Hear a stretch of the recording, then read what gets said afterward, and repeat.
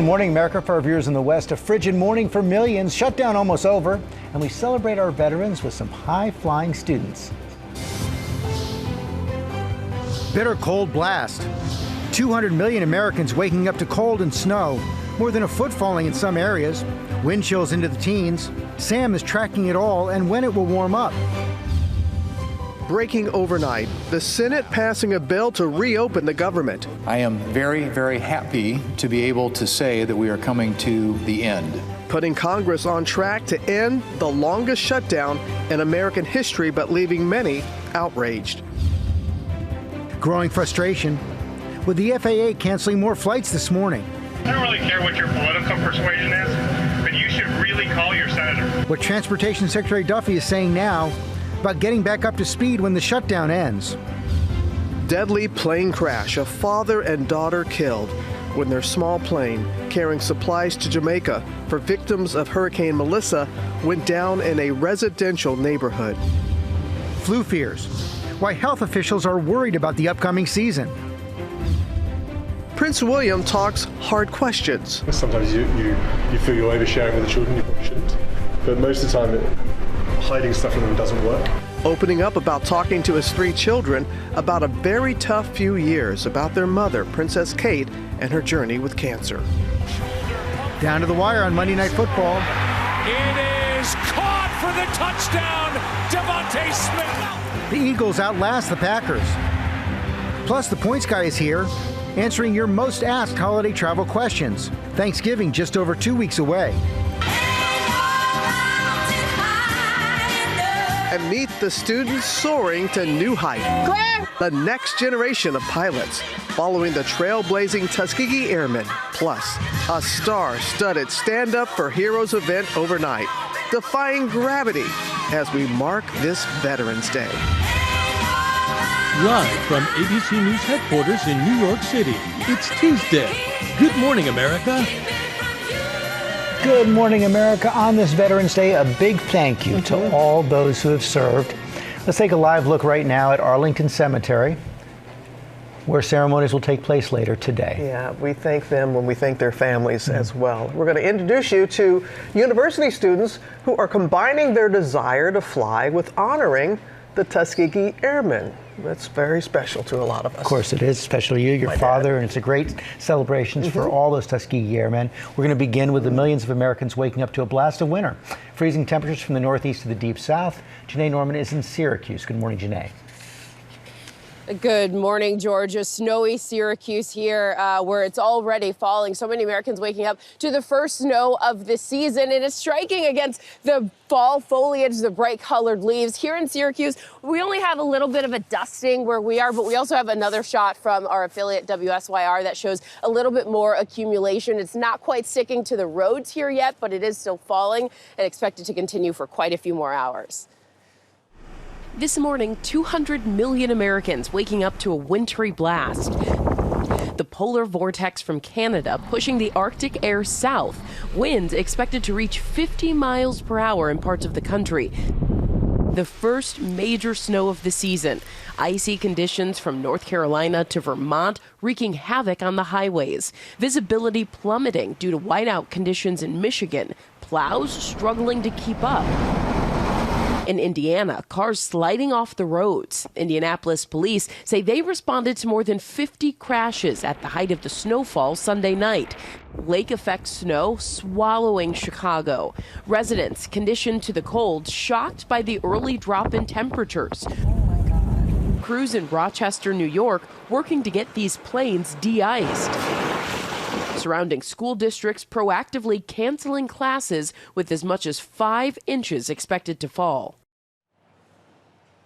And it's not just this part of upstate New York that's getting snow flurries, but also parts of Pennsylvania and Vermont. And snow showers could move as far south as Kentucky, West Virginia, even parts of Tennessee, even as far south as parts of the Carolinas, Robin. So it's cold and snowy. Yeah, it is widespread. And we thank you and the crew for being there for us this morning, Janae. Sam is here now with how long this cold weather, how long it's going to hang around. It's a quickie, guys. Good morning, and good morning to you. It's mostly just 1 or 2 days daze if you're under it right now, but it's 10 to 20 degrees below normal. Let's get to the wall. We're going to show you what it looks like. This is New York City this morning. Wind chills here right around 21 degrees, but a little bit north of here in the Poconos, wind chills are in the single digits. I want to show you what the real temperatures are quickly in the 20s and 30s for a lot of us, and the wind chills have been diving down. So Chicagoland, we've seen 18 degrees as a wind chill right around O'Hare. It's 19 right now. Cincinnati at about 17 degrees. Even Charlotte. Look at this in Miami, 45 degrees. Look, I know this is brutal, but you don't understand what happens in Miami when we feel like it's 40 degrees down there. Let's show you where the snow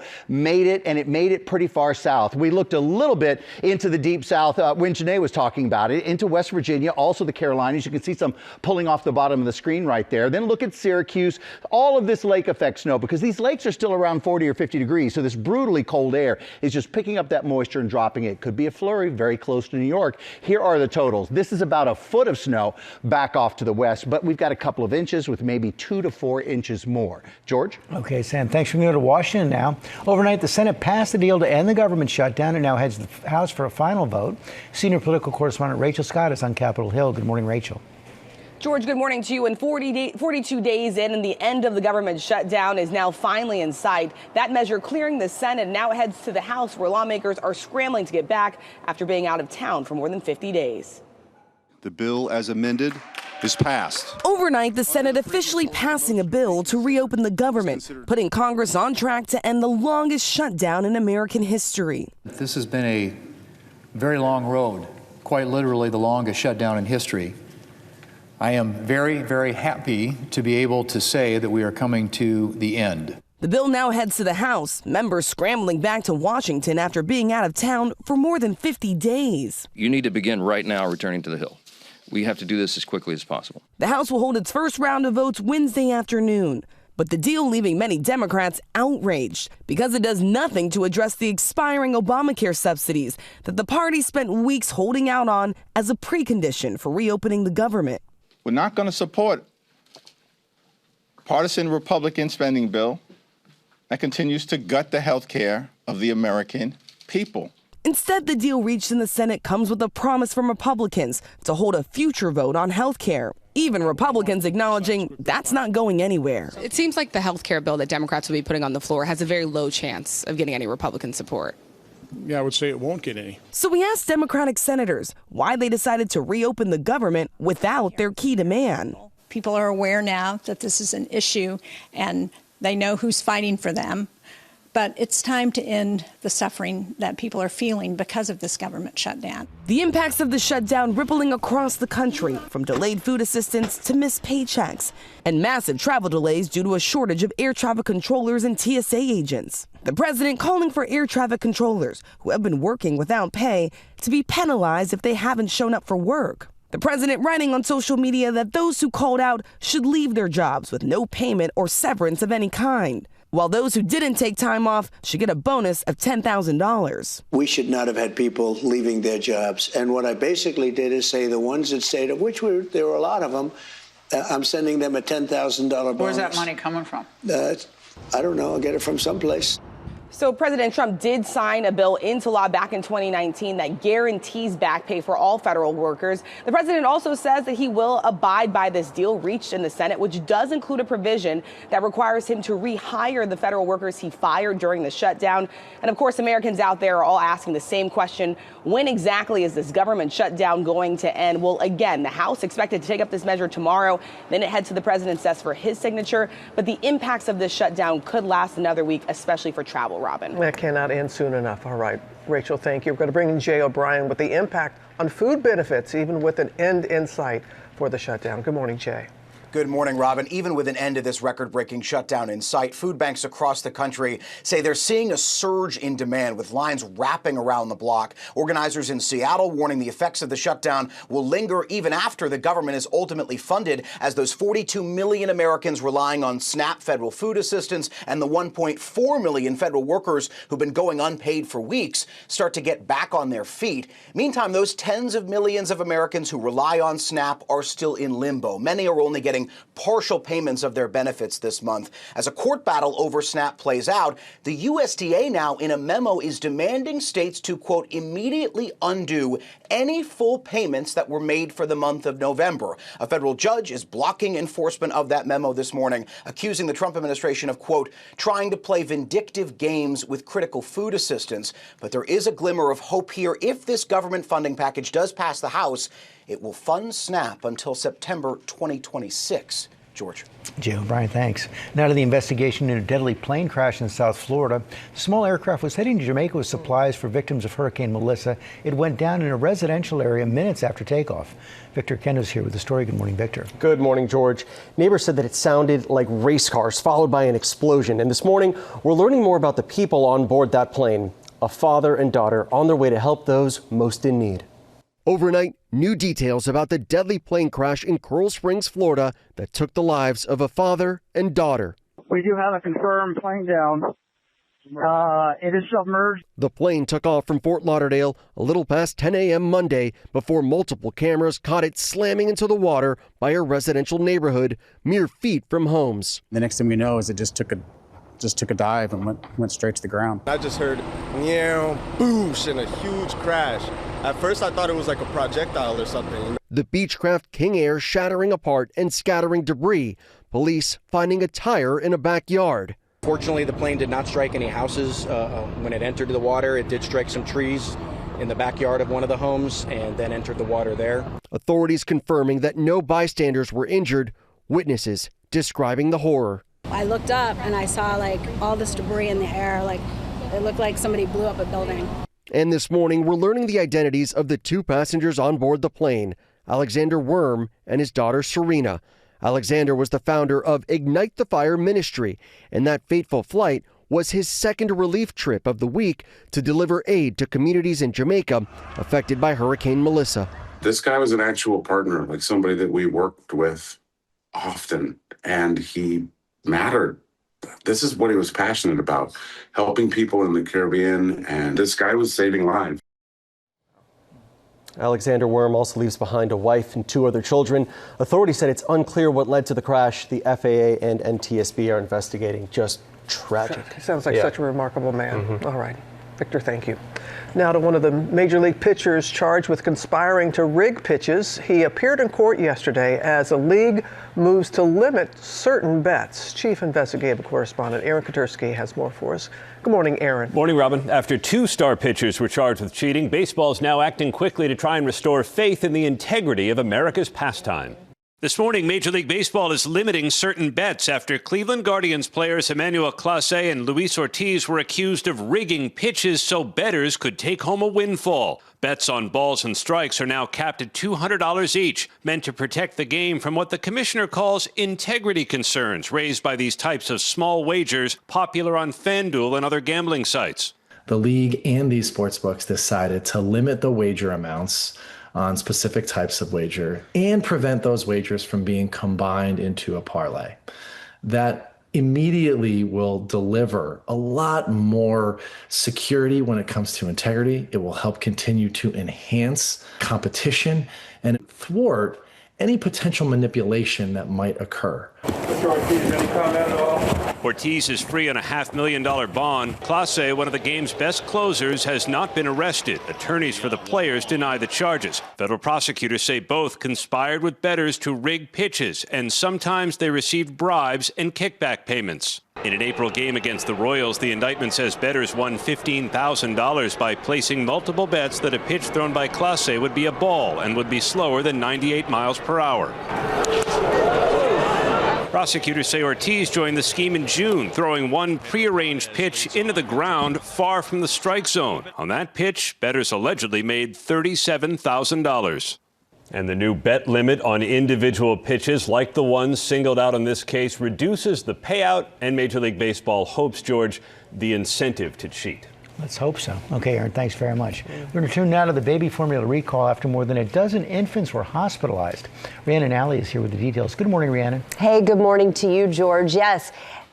being parents of an infant can be really scary, and parents should be able to trust that what the formula they're feeding their baby is safe. But 13 infants have been sent to the hospital suffering from botulism connected to their baby formula. Luckily, no babies have died, but here is information that caregivers really need to know. All of the infants drank By Heart Whole Nutrition infant formula, and two products with 2 specific lot numbers have been recalled. So far, more than a dozen babies in the 10 states you see have been sent to the hospital. If the babies ingest botulism spores, they can remain in the large intestine and produce a neurotoxin, and that can result in muscle weakness and paralysis. Now, the CDC says symptoms of botulism in infants include poor feeding, loss of head control, difficulty swallowing, constipation, weakened crying, and decreased facial expression. So really serious symptoms here. And those symptoms can take as long as 10 days to develop. So you have to be extra vigilant if your child drank the recalled formula.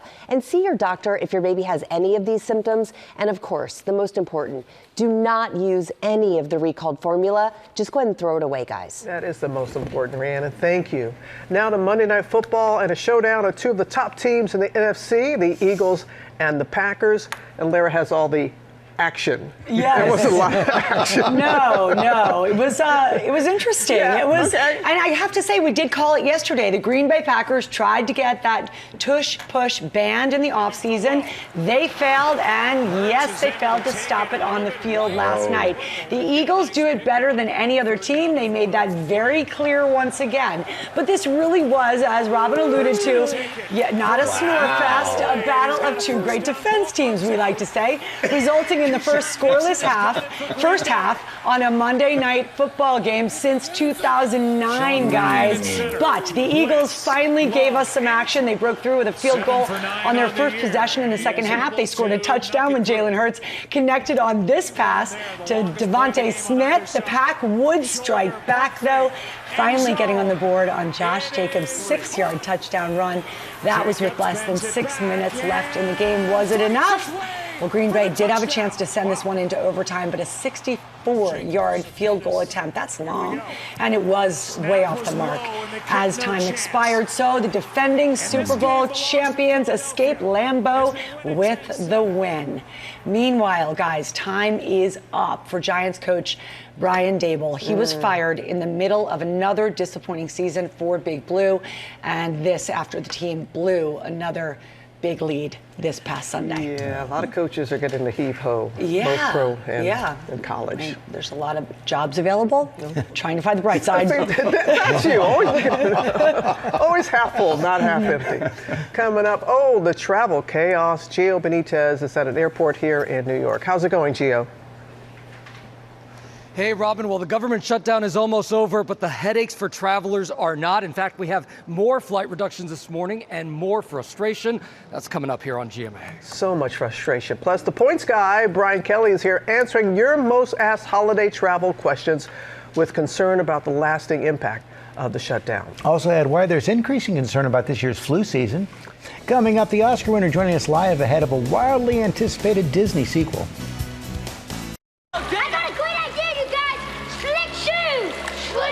Are you crazy?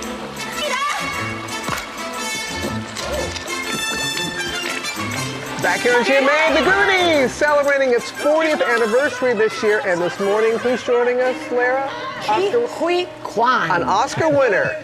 Tell us all about his new movie, Zootopia 2, and why The Goonies, and why he is a Goonie for life. Yes. We're looking forward to that. First new at 7:30. 18 people sent to the hospital after a people mover crashed while docking at Dulles Airport in Washington. None of the injuries are life-threatening.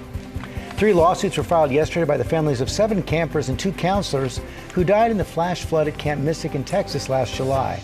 Each seeks more than $1 million in damages. 27 campers and counselors died in the tragedy.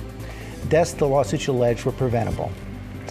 And there's new concern for the upcoming flu season as cases rise overseas. British officials say infections are hitting doctors' offices a month early, cases 3 times higher than the same time last year, and Japanese officials have closed schools due to outbreaks.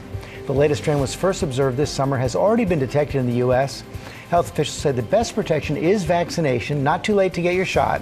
recommended for everyone over 6 months old. All right, that's good advice, George. And the twin lottery jackpot just keeps on growing, so there's no winner yet. Last night, so the Powerball is an estimated $512 million with a cash value of almost $240 million. I'll do that. That's pretty good. I'll do that. Okay, some of us think that's pretty good. And tonight's big one, another shot at the Mega Millions. It's drawing a cool $900 million. So it better work out for me because my budget has both of them factored in. In order to get through my budget, I have to win. Better work out for you? Yeah.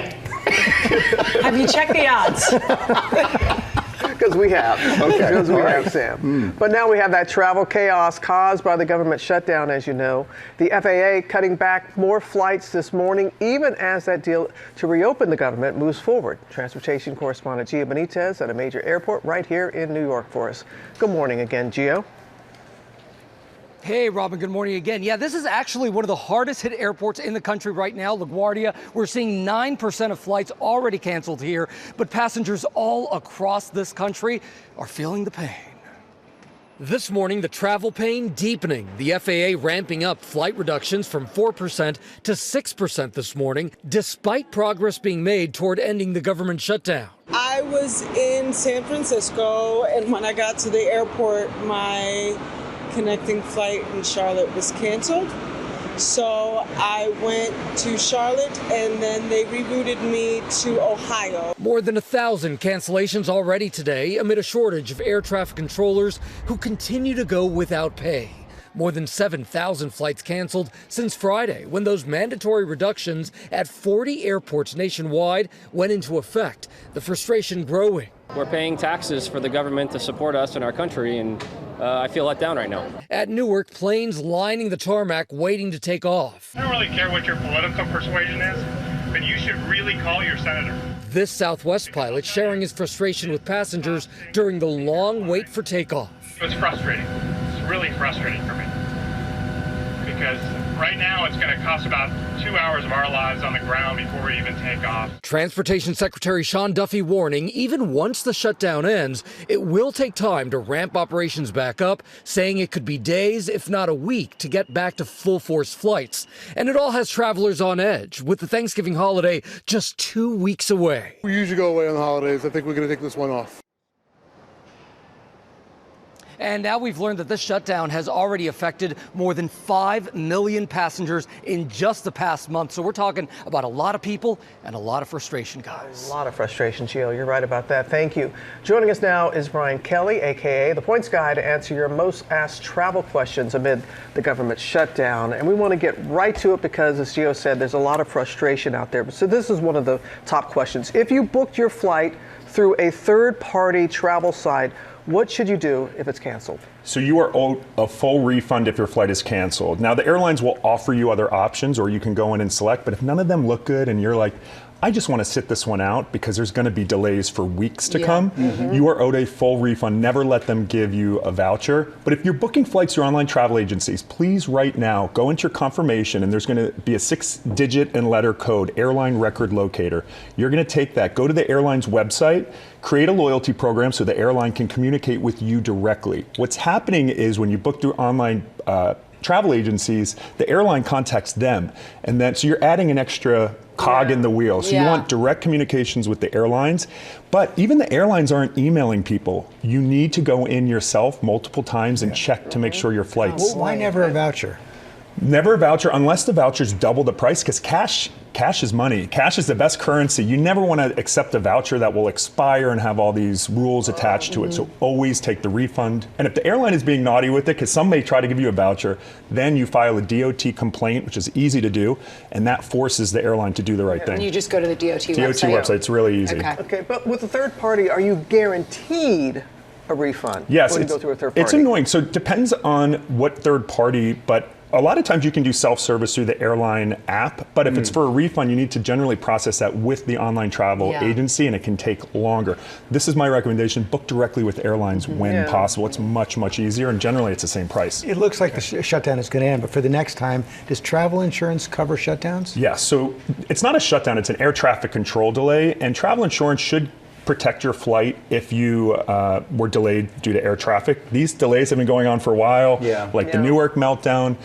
what people don't realize is if you book your flight using a popular travel credit card, tons of them, the Amexes and Chase Sapphires of the world, they will refund you. The airlines are cheap. They at most are going to give you a refund. But your credit card, so many people are sitting on power. Submit a claim with your credit card company if you incurred rental car, hotel, Uber. They'll cover your meals at the airport.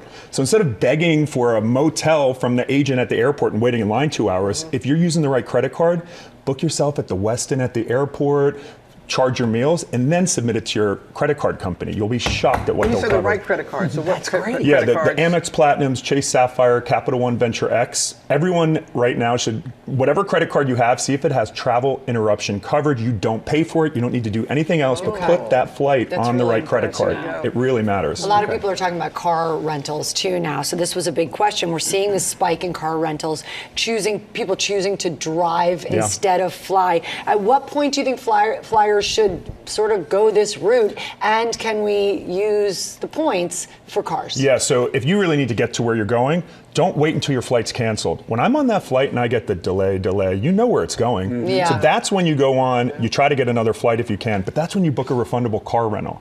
Now, there are a lot of ways, don't pay the full price because they are gouging consumers, but Costco, AAA, it can be cheaper to just sign up for AAA on the spot right then and there and get the discount.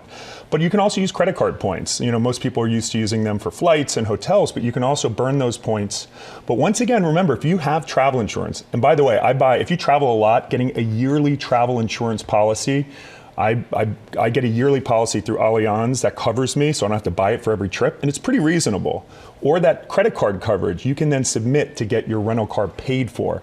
But if you've got small kids, waiting in a crowded airport is not the way to go. No way. But you're traveling with a small kid coming up. Yes. Yeah, I'm traveling. People are asking me, am I traveling? So I'm flying internationally this weekend, actually, and I feel good about it, even though it's leaving from JFK. But really, with small kids, the stories we're hearing, 3-hour taxi times, and they're not letting you go to the bathroom. Pregnant women. It is really, and it's going to be for at least the next couple weeks. So if you don't have to travel, I would. Yeah, not travel this week if I didn't have to. Okay.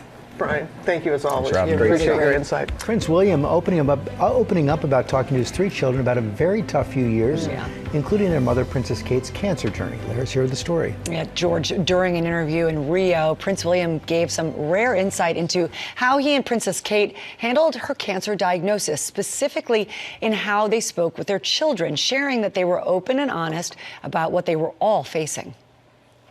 Prince William opening up in a new interview, calling the past 2 years very tough, dealing with the cancer diagnosis of both his wife, Princess Kate, and his father, King Charles. Every family has its own difficulties and its own challenges, and I think it's very individual and sort of moment dependent as to how you deal with those problems. The Prince of Wales deciding it was best to be honest and open about the hard questions with the couple's 3 children, Prince George, Princess Charlotte, and Prince Louis. Sometimes you feel you're oversharing with the children, you probably shouldn't, but most of the time hiding stuff from them doesn't work. The 43-year-old father admitting sometimes there are more questions than answers. It's always a balancing act. I mean, every parent knows that. It's kind of, how much do I say, what do I say, when do I say?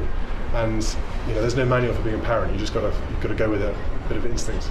William speaking with Brazilian journalist Luciano Huck while he was in the country to mark the 5th anniversary of the Earthshot Prize. We can protect our beautiful planet for all life that calls it home. The world I want to pass on to my children is one that I would love to inherit when I was a child. And I think we'd all want to do that, is give the world in a better place than when we inherited it. The future King of England walking in the steps of his mother, Princess Diana, recreating the famous picture of her standing in front of Rio's Christ the Redeemer. The future king giving a glimpse into the family's daily lives, saying he and Catherine try to be present even as they juggle royal responsibilities. Ladies, taxi driver, sports days, matches, playing in the garden where I can. Will you take them to school? Oh yeah, school run most days. I mean, Catherine and I share it, but she probably does the bulk of them. And Prince William also shared a struggle that a lot of parents can relate to, finding that balance with social media. The prince revealed that none of his kids have phones, not even 12-year-old Prince George has a phone yet, guys. That's restraint. That was about when you're Prince, you have that power. Yeah, you and I, not so much. I know, buddy. Yes. All right, Larry. we recognize that it is Veterans Day, and so Sam has a special play of the day. Since 2007, our friend Bob has done this, and we're proud to do it for him every year, too. Overnight, the 19th annual Stand Up for Heroes event was held right here in the Big Apple. So it's a star-studded event featuring Jon Stewart and comedians like Mike Birbiglia, Jim Gaffigan, and performances by Leah Michele, Leslie Odom Jr., and Frozen and Wicked star Idina Menzel. Take a look. It's time to try to find gravity. Kiss me goodbye. I'm defying gravity, and you won't bring What me a superstar. I could listen to her sing all day long. That was, of course, Defying Gravity. Idina Menzel is the original Elphaba from Wicked on Broadway. Now, the event supports the foundation of our friend ABC's Bob Woodruff, by our dear friend, and was injured while covering the war in Iraq. Stand Up for Heroes was created in 2007 and has raised more than $113 million for wounded veterans and their families. It's a big total, and it's needed. Yeah. Made a huge difference. Yeah. They really have Lee and Bob.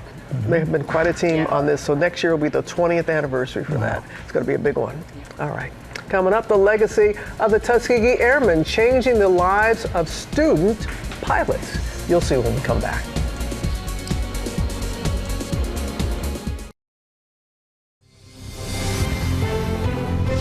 Good morning, America. It's 8 a.m. Bitter cold blast. 200 million Americans waking up to cold and snow. More than a foot falling in some areas. Wind chills into the teens. Sam is tracking it all and when it will warm up.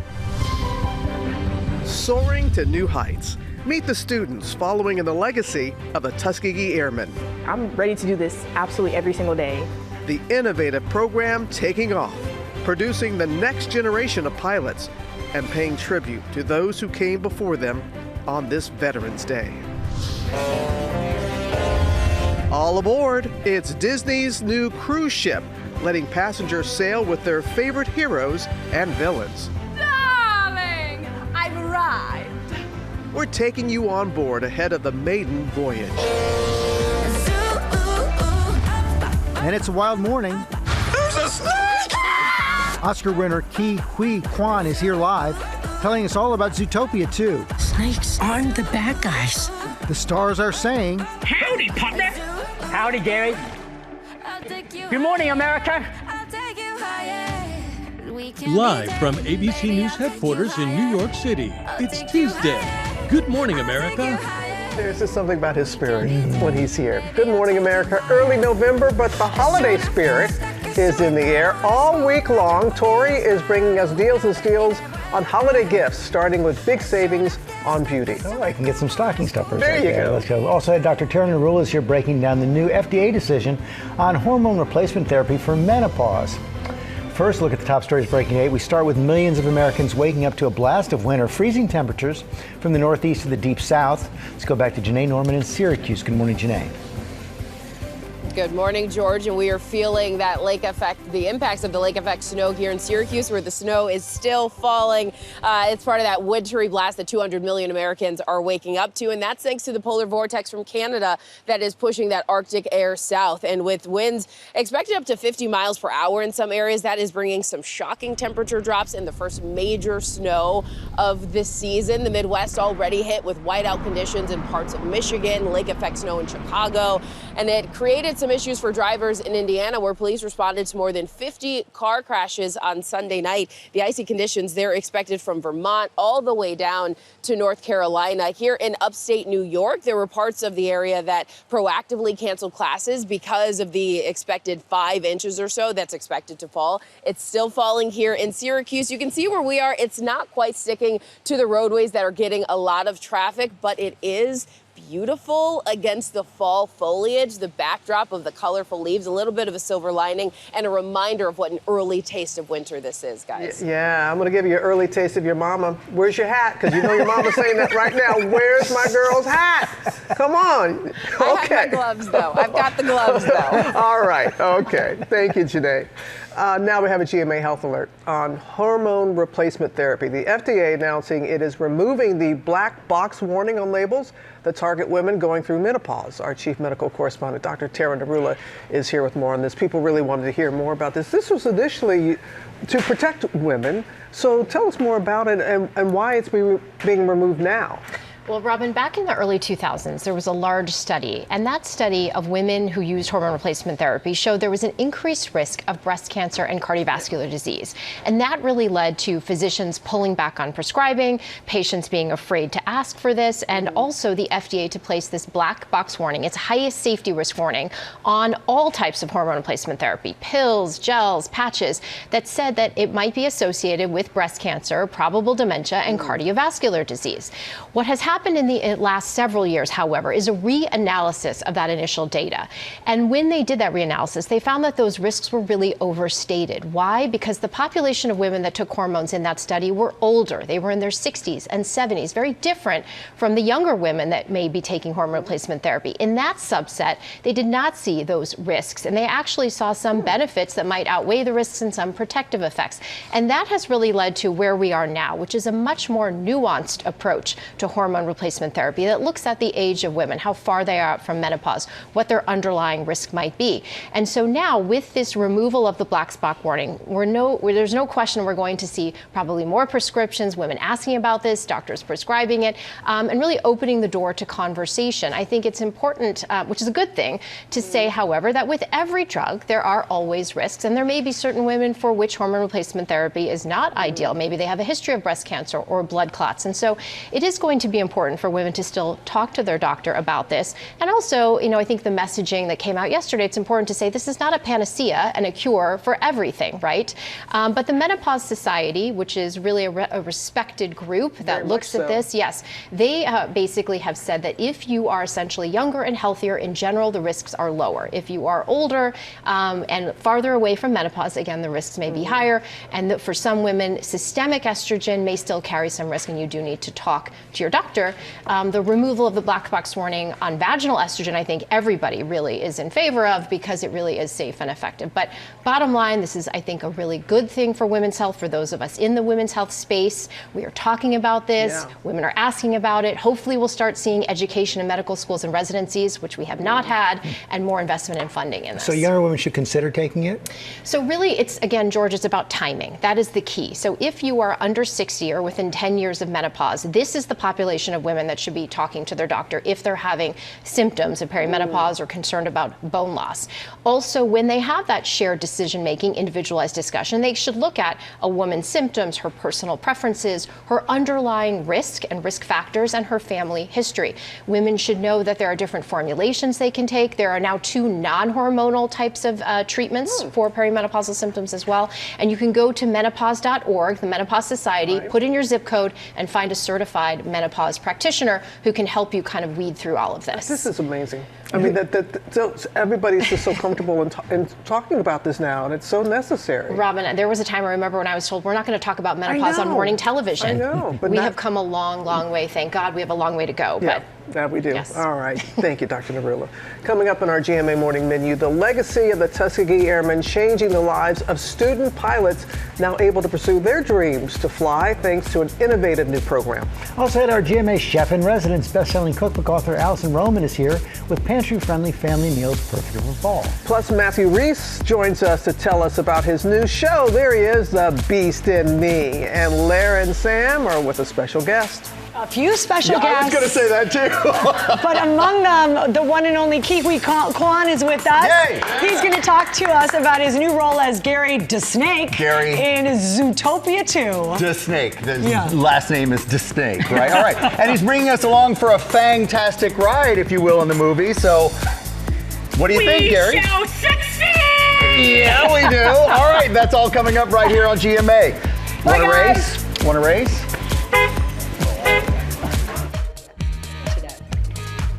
It's chilly, but it's a beautiful day here in the Big Apple. We're back now with our GMA cover story. Not only is learning to fly an enormous task, it is very expensive, making it difficult for many to pursue their dreams. Now there's an innovative university program helping students get their licenses while paying tribute to the Tuskegee Airmen who came before them. The sky's the limit for students at Tuskegee University. I'm ready to do this absolutely every single day. The new aviation science program taking off at the historically black college, producing the next generation of pilots. This is very rare. Not a lot of four-year universities have aviation programs. I envision this program doubling in size over the next year or so to get us to 100 students. Students training mostly a few blocks from campus at Moton Field Municipal Airport. The runway, rich in history, home to the original Tuskegee Airmen. Stepping on that tarmac every day, the feeling never goes away. It always feels significant. It's very important that we do not let history die. And we have an opportunity here at the university to ensure that we build upon that legacy. During World War II, the first African-American fighter pilots cementing a legacy of determination, pride, and courage. Among the distinguished group, my father, Colonel Lawrence E. Roberts, whose aircraft I had the honor to fly in 2003. My dad watching me from the ground of the Tuskegee tarmac. It's just like you said, it's like you can't put it into words. Now students like Isaiah Han gaining their own wings.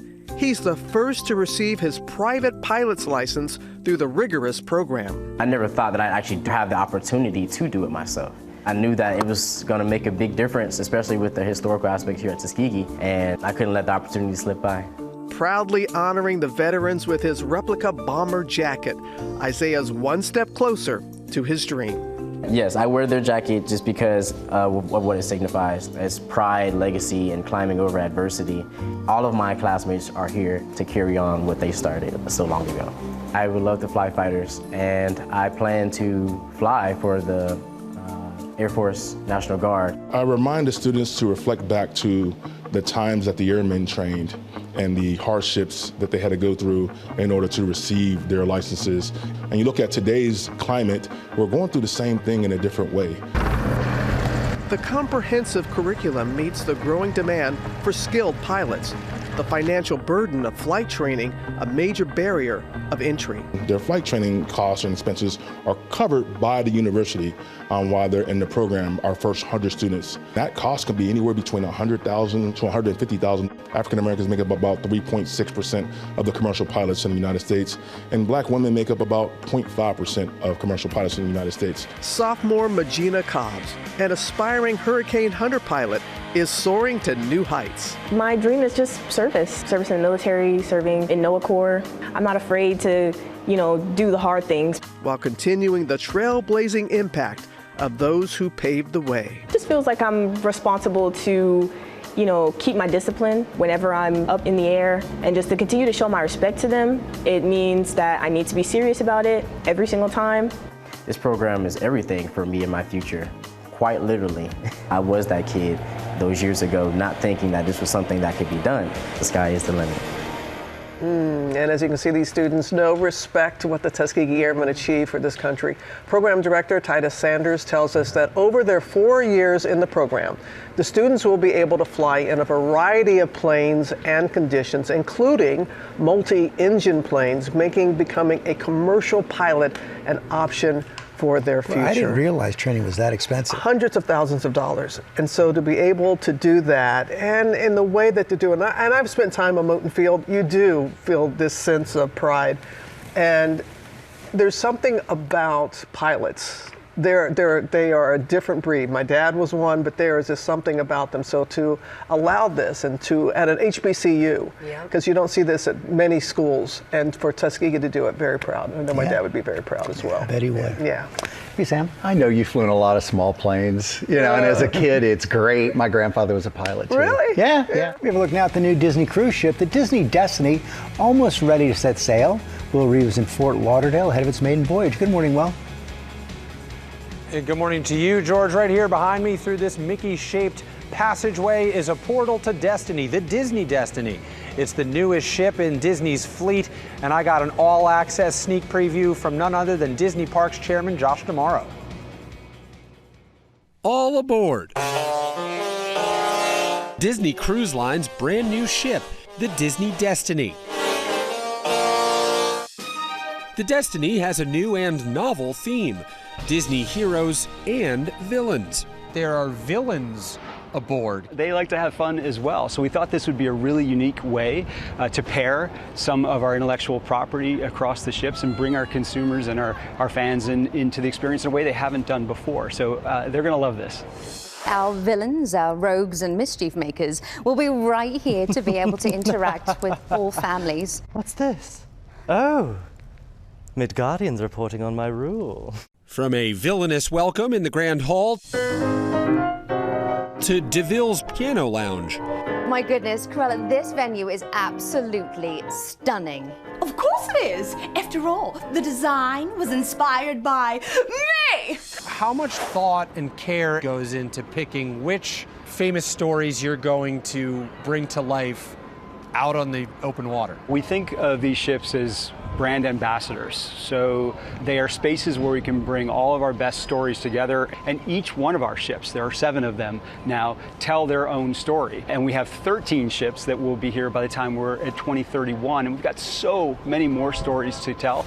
We're working with Epic Games and Fortnite. We have another ship coming in March, the Disney Adventure. That's going to Singapore. So we're being incredibly ambitious in our thinking about expansion of Disney experiences around the world. Including Hercules, a technologically innovative theater show aboard the Disney Destiny. And this is our multi-headed Hydra, which is actually 5 hydras in particular that comes to life, and we get ready to see Hercules go from zero to hero, quite literally, in the city of Thebes. And the all-new dinner show, Prideland's Feast of the Lion King. Now we're going to get ready to celebrate Simba's journey from cub to king. Our very own storytellers are going to take the family through the entire story as we enjoy some African-inspired cuisine. You will experience the best stories you have ever lived inside of. You will have a chance to visit parts of the world that you may have never visited before. It is a one-of-a-kind experience. Talk to me about the food and beverage here on Disney Destiny. Food and beverage, they play a huge role in the overall experience here. So we have something here where families eat and rotate with their servers from restaurant to restaurant. What that means then is the experience that the crew member is having with the family and the family with the crew member gets very, very deep. And that bond is meaningful to the overall experience. The Destiny christened overnight under an epic drone show. He's a hero. Kirk was a kid with his icon pack from zero to hero. We build the most beautiful things in the world. And I think that comes from our long legacy of brilliant storytelling and believing in what we're bringing the world.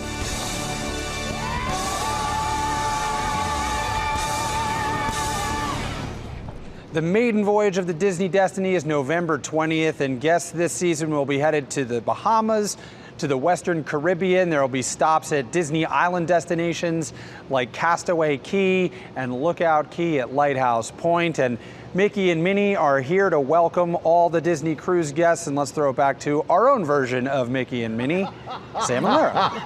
Well done. Well done. That looks phenomenal. Well, safe travels. All right, are we ready for let's do it. Week of holiday gifting? Oh, yeah. Tori Johnson's here to put the treat in the stockings. You know, I like to have my own stocking, so maybe this could be a self-care This could be stocking. it. Yes, exactly. Okay, so we're starting with the Power of Plum from La Prunier. Okay. So this brand really got on the map when Chrissy Teigen called this oil magic, and it kind of like blew up the company. Why is it magic? It is magic because it is filled with antioxidants. It's like plum is that ultimate superfood, really good for your skin. And then they've packed it with just all good stuff. We also have from them, this one right here is one of their newest innovations. It's called Plum Screen. It's an SPF primer and moisturizer all in one. Yep, so when you don't like kind of a fussy routine, this is a really great one. Nice. I love the color of this. This is their plum top. It is plum. This is a really beautiful exfoliator, a gentle exfoliator that also is really good for hyperpigmentation, as are all of their products. Great for hyperpigmentation, and everything is 50% off. Fantastic. It's a great one. Okay. You can get that flawless makeup application when you use the right brush. Aren't they so soft? So it's synthetic, vegan. There you go. Just like Sam is so soft, right? What's great about these is they're created by a makeup artist who really understands the precision of each brush. Look at that yes, angle. so that angling, so when you want great contouring, when you want those great lines on your eyes, when you just want to enjoy a little fluffiness. Or take 5 minutes to soften your face. Right? I know. Right? It's like, who needs a gua sha? Let's just start using these in front of the TV all the time. But these are really phenomenal brushes. They've thought of everything from singles to deluxe sets. Everything's 50% off from BK Beauty. In the cart. Really yes, good. it is. Okay, that's going in Sam's stocking. Spongel. Also, these could go in Sam's stocking. Yeah. These are the extreme supreme buffers. Okay. And what specifically for men there. Smell it. Yeah, they're so good. Oh, it smells great. It's a body wash infused buffer. So you get this really great lather, just like this. We've got little stocking stuffer options for all ages, plus options for men, little farm animals for kids. These are really fabulous. All made in America, all 50% off, starting at just $7. Perfect for stocking. Okay. You know I love Laura Geller. Couple that I want to call out. This little palette here of 14 eyeshadows. It's called their Delectables Matte Palette. Yeah. What's great with this is that you get rich, lasting color that doesn't crease and no fallout. And I like, for a lady of a certain age, the matte. Yes, the grown-ups. Yes, the grown-ups. Grown-ups like matte. Yeah, so we've frost. got everything for the grown-ups here from Laura Geller, up to 73% savings. Plus, you know what Laura Geller's throwing in today? What? Free shipping. Oh, yeah. Thank you, Laura. Okay, NCLA. Very excited about this. Haven't brought it to you in a long time. Smell that. To put a little dab of that on your hand. Coconut vanilla. Started by two sisters. That's heaven. Ooh, so many. yes. I know. I just heard George talking about stocking stuffers. These make really great stocking stuffers. We have everything from exfoliation to that is hydration. so nice. That's so good. But you know what else is really good? They also make these really good. They're called So Rich body oils. Let me give you like just a little dab to show you. You just need. It's also that same coconut Oil me vanilla. up. So imagine cuticles, elbows, anywhere. These are amazing. Lips, body care, all up to 60% off. These start at $10.50. Just for the smell, order the that. smell That is so phenomenal. good. Heavenly. And then if you want to gift gorgeous home. hair, BioSilk is where it's at. This treatment right here, 40,000 positive reviews. So this is all about brilliant shine, frizz control, ultimate strength in your hair. So we've got shampoos, conditioners. We also have this one. This is like a scented hair, like you just, it's like it's hair perfume. Yes, hair perfume. This is like, these are so trendy right now from this company. Can I? 50% off, starts under $5. Thank you it's so much, good. Tori. Yeah. Oops. All right, and thank you to Tori and these companies that we have partnered with. You can get them at gmadeals.com. I'm just smelling the coconut. Tomorrow, Tori's going to be back with a big surprise. Coming up, Kiwi Kwan is here to tell us about Zootopia. He's Gary. Welcome back to GMA, live from New York City. Good morning, America!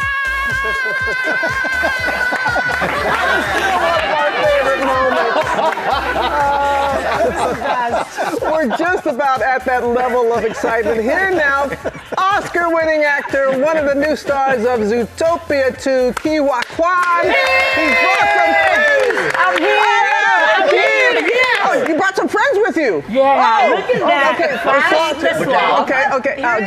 Gary the Snake, Judy and Judy Nick. Hopps and Nick Wilde. Yeah. Hey, Gary.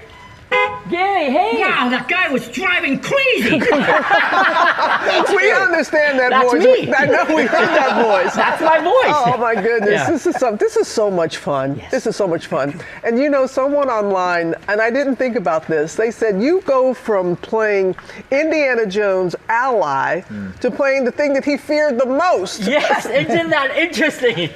So how did you become a part of this role? Well, first of all, I mean, I look back at my career and I feel like, so there were snakes in Indiana Jones. Yeah. I play Ouroboros in Loki, the MCU, which means, it's a snake eating its own tail.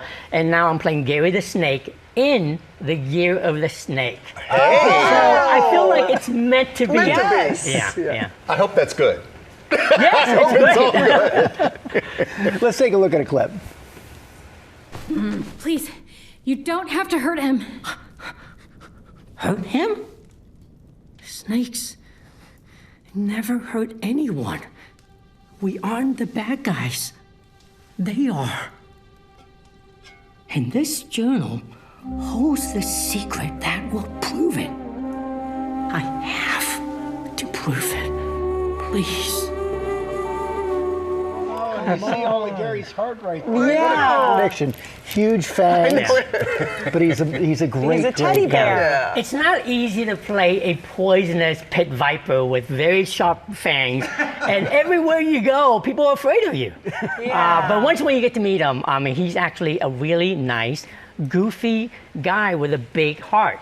Yeah. So you're breaking stereotypes here. Yeah, and that's what I love about Zootopia, is that it invites audiences to look past, look beyond the stereotypes, the labels, and actually see us for who we really are. Yeah. And when we see that character and we hear your voice, I already know this is going to be a good guy, right? It's just hearing you.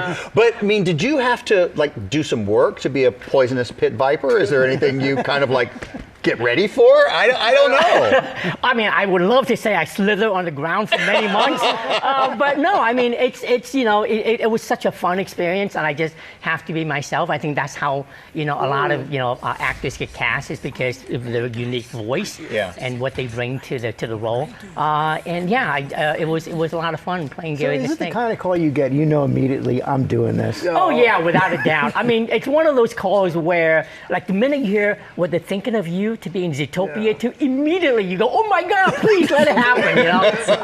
I was so happy. I love the first one. I really think the second one is very special. Yeah, people have been waiting for this sequel. It's taken 10 years. Almost 10 years. Another movie that was a bit ago was The Goonies. 40th anniversary is upon us of The Goonies. What does it mean to you to have this film that you did as a kid still resonate and still have people asking for a sequel? First of all, I mean, 40 years, wow, I mean, time does really fly. Honestly, I've been very fortunate to meet a lot of fans in person where they share stories about how that, our movie really make them bond with their parents who grew up watching the movie. And so to play a part in people's childhood is incredible. Same thing with Zootopia too. I mean, I grew up watching and loving Disney animated films. It made a big impact in my childhood, and now I get to be on the other side where I get to play this incredible character and part of the big Disney family, where we can have an influence in the next generation's childhood. We love having you part of the family. Is that Penn? Is that? Yeah, this is Snake. My stylist made me this. You were destined to play him. Yeah, I love this character. I love this movie. Jennifer Goodwin, Jason Bateman, and the entire cast are absolutely incredible. So many amazing pop-ins of big stars as well to expect in this. And by the way, what's interesting about voiceovers, I've never met any of them. No? I've never met any of them. Jennifer? The only person I've met is Jennifer. Okay. But aside from that, in fact, I didn't even know who was in what until I read the press release. So you'll have a fun premiere. I will have a fun premiere. I will be a kid and jumping up and down like I did. One of my favorite moments. I was lucky enough to be with you right after you won that Oscar. You were going nuts. Me and Jamie Lee Curtis, we were sobbing uncontrollably. It was a very emotional night for all of us. Yes. That was a great movie, though. That was the one that we didn't see coming. No, certainly for me, when I decided to be an actor again, I mean, come on. When first roll back and win an Oscar, that was beyond anything I could have imagined. You are so incredibly deserving. So deserving of all the good that's coming your way. See, you guys are so sweet. That's why I love you guys. I love GMA. It was really incredible. To this day, it's one of the most memorable nights of my life. And you shared it with us, so thank you. It was Thank really you, great. thank you. And congrats on this. Yeah, so we want everybody to know Zootopia 2 hits theaters nationwide. Don't want to miss it on November 26th. Now, on GMA with Matthew Rhys, known for shows like Brothers and Sisters, Perry Mason, and The Americans. Now, Matthew takes a turn as a villain in a new psychological thriller, and we do mean thriller. It's called The Beast in Me, coming out on Thursday. This one has a lot of people talking. Tell us a little bit about the premise of the show. It's a sort of, I found it was a sort of glorious, old school Hitchcockian thriller about, two people who are as equally intrigued, but sometimes as repulsed by each other, and and then the roller coaster begins. I read a bunch of articles, and it calls it like the ultimate cat and mouse game. Yes. And what a fun cat and mouse to play with in Claire Danes. From Homeland, we know that she is such an intense, amazing actress. Talk to me about working alongside her. Oh, terrifying. Absolutely terrifying. In all the right ways, I assume. Oh, absolutely. It's like, I don't play tennis, but I imagine, if you were to go up against Serena Williams, it would be the same thing. That's how I felt on day one. But she leads from the front. She's the consummate professional and expects the best out of everyone, so you bring it. Yeah, you do, and you do. Everybody, so Matthew plays a real estate tycoon who was suspected of his wife's murder. Not sure if he did it or not. You were never convicted, right? No. Claire Danes is an author. She is. She's a bit obsessed with wondering whether or not you did do it, correct? Yes, she has that kind of journalistic, investigative mind, which... she should probably leave this one alone. That's what I told her in episode 1. I said, leave this one alone. Yeah, but she doesn't listen. No, she didn't. Oh, Claire, you probably should have listened. Exactly. Should we look at a clip? Let's. It's so good. I think it's a story that could offer hope. No one wants hope. You know that. People want gossip and carnage. You want another bestseller, you should write about me. Okay. Why is that funny? I'm interesting. And I got stories, believe me. People think they know, they don't. Now, why would that guy want to encourage her to write a book on him when he may or may not have killed his wife? Well, because he's a true psycho. Well, he's misunderstood. Yes, I think he has a few issues that he's trying to clarify himself. He feels he's been wronged in some ways, and he'd like to set the record straight for society. Wow. And who better to write about you than Claire Danes? And I love this. Your partner in real life, Carrie Russell, yes. When she heard about this role, she didn't hesitate. As you said, she'd just known the beast in you. For many years. In fact, she didn't even pause. She went, yo, you're perfect for that. For this horrible... I said, he's not a villain, he's misunderstood. Might you guys work together again? We just loved you in The Americans. Absolutely. I've been pitching to her that we should do a comedy version of Heart to Heart for years. Oh my gosh. I know. That's actually brilliant. Ripe for it. Disney executives, are you listening? Yes. Or, bring back The Fall Guy as a TV series. Anything like that, really. I love that. Yeah. In the meantime, she's a little bit busy with that little show called The Diplomat. A little too busy, I think. Yes. That show. Yes. Just losing herself in Rufus Sewell's dreamy eyes. Oh, yeah. Sorry, that was me. Sorry. A candid moment. I'm only human. Do you guys binge watch each other's shows together, or are you the type that doesn't like to see yourself? No, we do, but we do it with the diving cards, like 9, oh, 0. Yeah, it was a diver. Yeah, I know exactly. Degree of difficulty. Yes, so the 0 gets a workout in our house. So what would the diver's score be for season 3 of The Diplomat? Well, just because it's now, rampantly out of control in its success, I like to ground her with a solid 0. Okay. I think I'm doing her a service, really. Well, be careful, because your show premieres on Thursday. She's going to have up her own score for you. She's already winding up the 1 or the 2. Listen, it's a 10. So are you. Thank you. Please keep doing great work and come back and see us. Thank you for the invite. And I like the heart-to-heart idea, Carrie. I hope you're listening. Done. Everybody, check out The Beast in Me. It premieres Thursday on Netflix. You don't want to miss it. Sam? Lara, the heart-to-heart thing is such a good idea. I feel like someone's behind me right now. The legendary Danny Trejo right now is back on our screens, hosting season 2 of Mysteries Unearthed with Danny Trejo, revealing the hidden history behind the world's most significant discoveries and unsolved secrets, proving America's greatest treasures can pop up in the most unlikely places. So maybe it's time for all of us to do a little treasure hunting of our own. Season 2 of Mysteries Unearthed with Danny Trejo premieres tonight at 10, 9 Central on the History Channel. Now it's time to celebrate 40 years of The Golden Girls. A new special airing tonight looks back on the sitcom, showcasing behind-the-scenes footage and outtakes, paying tribute to its enduring impact. Tonight, The Golden Girls? Who wasn't a fan of The Golden Girls? It's 40 years, and it's day one fresh. Which Golden Girl am I? In my fantasy mind, I'm Blanche. Practically, I'm Dorothy. Obsessed with Blanche Devereaux.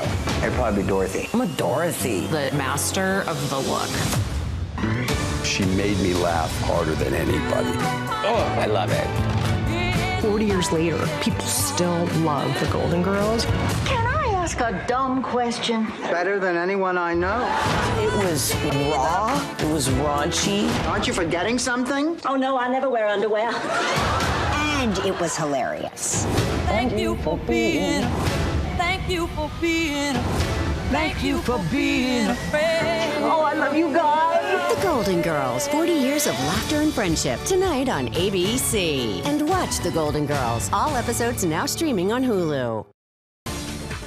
Lara's already eating over there. All right, this is your second day of day 3. Day 2. Back with our GMA chef in residence, best-selling cookbook author Alison Roman. Her new cookbook, Something from Nothing, is out now. And this morning, she's got some cozy meals that are perfect for chilly fall weather. And also, what I love about this, Alison, welcome again, is that it's all like pantry-friendly, stuff that we all have. Yeah, it's sort of encouraging you to not feel sad when you open the pantry, but like excited when you open the pantry. This smells so good. I'm excited right now. Yeah.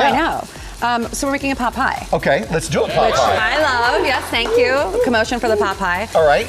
So let's talk about filling first, I guess. Filling we're putting first, that together. yeah. I sort of, in the book, I talk a lot about thinking of things like onions and garlic and kind of like old celery in the fridge as pantry ingredients, right? Like they're kind of always around. You have them, they're cheap, they're affordable. So this is sort of a base, and you can use leeks, onions, shallots, whatever, celery. It's kind of smelling Thanksgiving-y. If you want to fancy it up, I but know. it does smell so good. It What really do you does. have in there? Because this is perfect. So this it's combo. we take chicken breast because Okay. I think white chicken meat, like a white chicken breast, is the best thing for a pot pie. Weirdly. I agree. Controversial, very I know, controversial. I agree. I like it. A lot of people say dark meat, I say the white meat. Yeah, I'm But- with you. So we cook those vegetables in olive oil and chicken fat. All right, so take stock? Yeah, so I'm gonna add the flour first. We're basically making like the roux, which is gonna thicken the pot pie in the skillet. How do you know how thick you want to make it? Because I don't like a loose pot pie. You know no what I loose mean? pot pie. I want Nobody something that's does. kind of like Nobody goopy does. and Well, wonderful. we're gonna like toast the flour out of it. Okay. We're gonna go for it now. Actually, is what we're gonna do.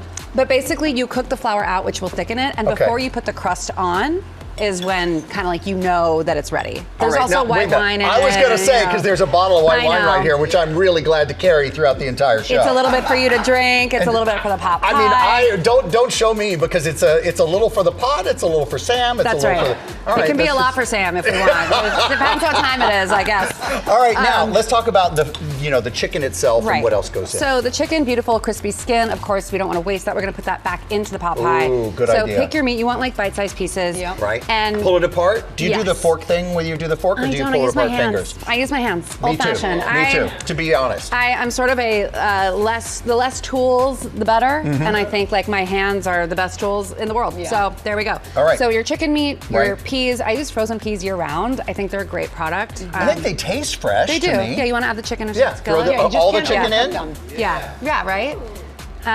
So it has a lot of chicken as advertised, chicken pot pie. It Right, should have chicken. But it should be bite size. You want to add the herbs. Yep, all of this goes in? Because Yes. that's a healthy little portion of beautiful herbs right I know. there. There's Looks tarragon, fresh. there's parsley, there's chives. It's sort of like, All right. you know, Scrape it all in there. Yeah. With all my recipes, I sort of encourage you to use what you have, and if you don't have something, use something else. Right, It's and, totally fine. and I see a little salt here, so how much do you put in? I Sam, put thank in you for asking. a good because amount. Remember that time? I don't want to know. I don't even want to know. But it really is like a taste situation. So you want it to taste seasoned, but see how thick it is already? That's Yeah. a good omen for how thick it's going to be after. I want to eat it right out of that pan. I'm the Exactly. worst in the kitchen. No, all right, so I don't you believe have like the fluffy pastry. Oh, what if you wait a don't have minute. that? You can use what else pie can crust. you do? Pie crust. Pie crust if you want to make it, but honestly, people like puff pastry because you don't have to make it. Yep. So this is store fold bought, it up, like store-bought. Pepperidge Farm or something. And you probably have it. You probably have it in the fridge anyway, because I like those things where you roll them up and throw Keep them it in in the your oven. freezer. It'll Yep. last forever. Okay. I also talk a lot about in this book about treating your freezer like an extension of your pantry because it's not going to go bad in there. You kind of have like, Smart. oh, pot pie tonight. Right, if you because we've want. got it all right there. Yeah. Hey, Charlie is 10 months old right now. Charlie's 10 months old. So how much of your food can he really do? And are you cooking separately for him, or is he into the big food? I try to give him everything. Oh, look at that picture. I try to give him everything that Gorgeous. we eat. So Yeah. That's he smart. loves dilly bean stew. He'll love the filling from a pot pie, as long as it's bite-sized enough right now. He is enthusiastic about And this all is of the all foods. healthy Can I ingredients, just too. tell everybody, because I just learned something. So you always butter the top of your puff pastry. It's an egg wash. It's an egg wash. Okay. And honestly, it's not going to necessarily affect the taste, but the shine you get Yeah, on that which puff is pastry. so gorgeous on the top of that, And too. you're not worried about that getting like not cooked? Like you don't cook it a little bit and then put it on? No. People underbake their pot pies all the time. It is like the thing that I will die on this hill. You have to bake the pot pie for very, very long. You should see how you can like hear it? Yep. It's crispy, it's crunchy, it's baked all the way through, and it's gonna be perfect. And Sam, I know we don't have a ton of time, but we have to talk about the soup because she made you a special thing. Thank you. What is so this? the soup is what? It's a dilly bean stew, which is sounding like, okay, a can of beans, some cabbage, some onions. Like, how could that possibly be fabulous? Delicious. But it's fabulous. Goodness, that's It's good. Is it great? so good. You cook the onions until they're frizzled, which is like a What is step. a frizzled onion? It's a step beyond caramelization. You get them like kind of crispy, kind of like kooky, and then so much dill. Okay. You'll be like, wow, that's a lot of dill. This tastes so it's great. the right amount of dill, is what And I'll you say. can get these recipes at our website. Alison's new You're cookbook welcome. is Thank out. you. She'll be back on GMA3 with more delicious Thanksgiving sides. You guys are raving about that chicken pot pie. I'm telling you. The food was so good. Check out the recipes. Yeah. So long, everyone.